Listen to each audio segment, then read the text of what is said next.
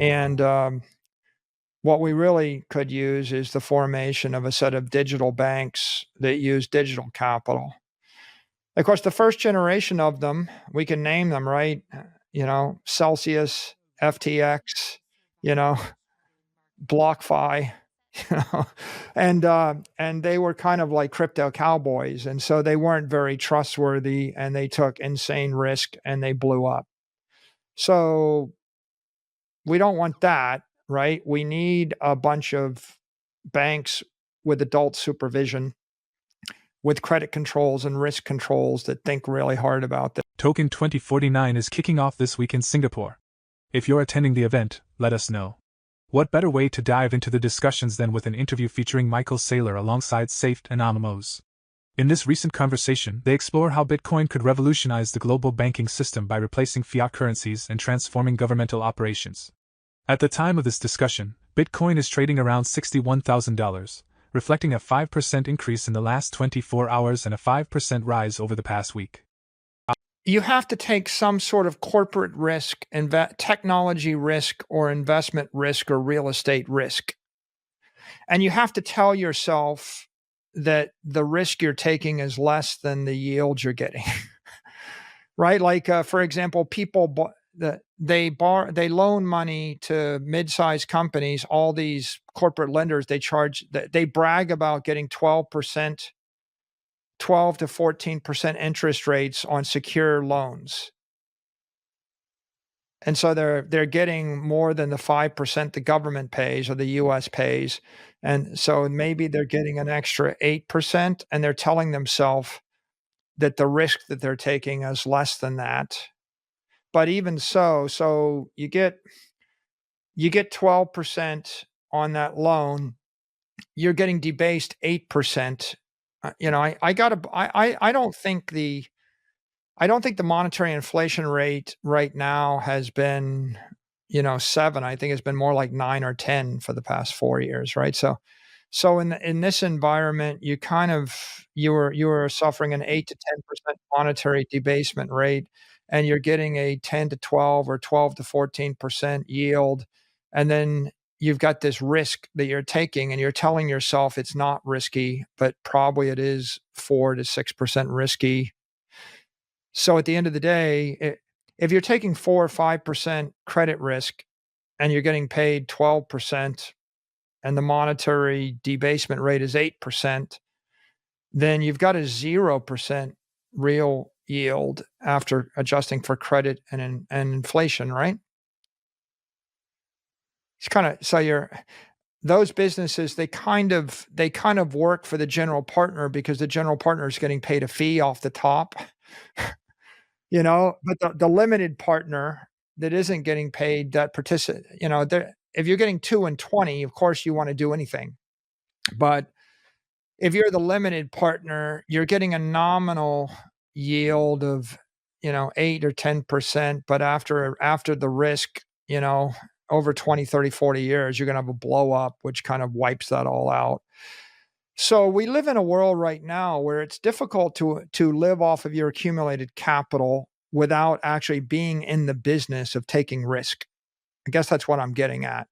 And I think Bitcoin offers a different possibility. I see a world, we're not there yet, but I think 10 years out, I see a world where you would be able to take your Bitcoin, put it with a trustworthy bank, and the bank would lend it out, and they would give you a yield, and you could then never sell your Bitcoin, pay your living expenses with the yield the bank gave you, and then the Bitcoin would appreciate in fiat terms forever.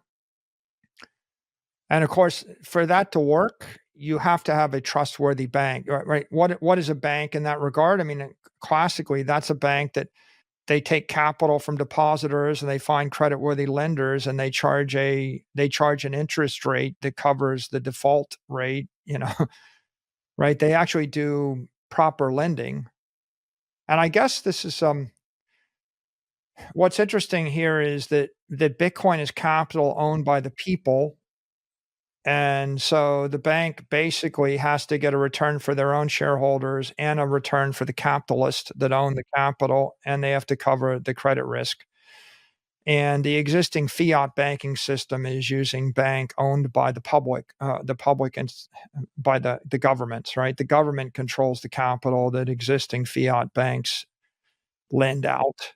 Having just heard Michael Saylor discuss how Bitcoin can disrupt national banking systems and redefine global finance, let's take a closer look at his insights on how Bitcoin adoption could reshape economies worldwide. Saylor explores how Bitcoin's unique properties could lead to more rational financial decisions, benefiting not just individuals and corporations, but also governments. With its fixed supply and decentralized nature, could Bitcoin set a new standard for financial responsibility around the globe?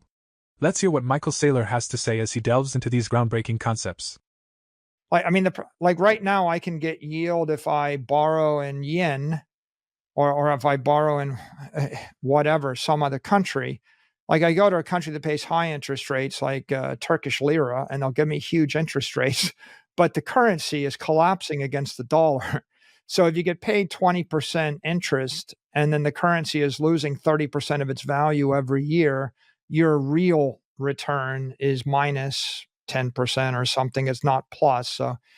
So the problem right now is if I just hold $1 billion worth of dollars, I get 5% interest, but the currency is losing 7% of its value a year, right?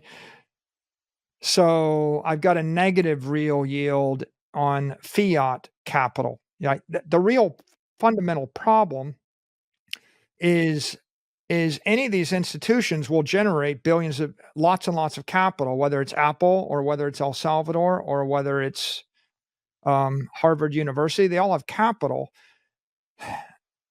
But in order to get a yield and protect their principal against inflation, they can't invest in a liquid capital asset. They have to buy real estate, probably real estate. You buy commercial real estate, and your inflation hedge is the underlying property, and then you use and then you get some rent, of which a lot of it you have to use to pay taxes and insurance and upkeep and depreciation.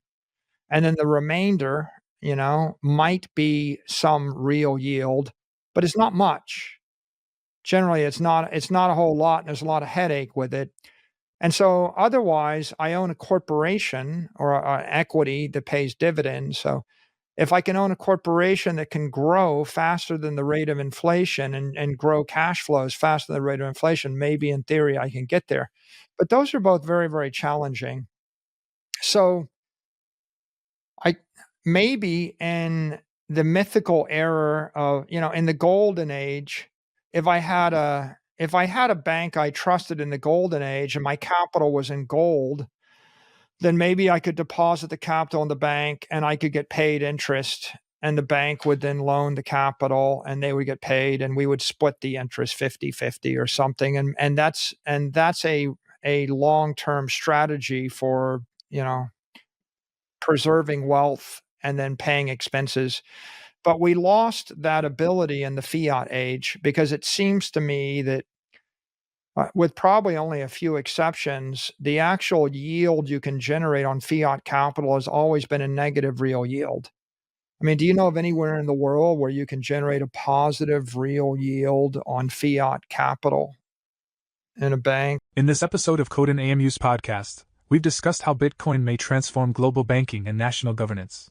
We'd love to hear your thoughts on a few questions. Can Bitcoin truly replace traditional banking systems? What impact might a Bitcoin-driven financial world have on global economies?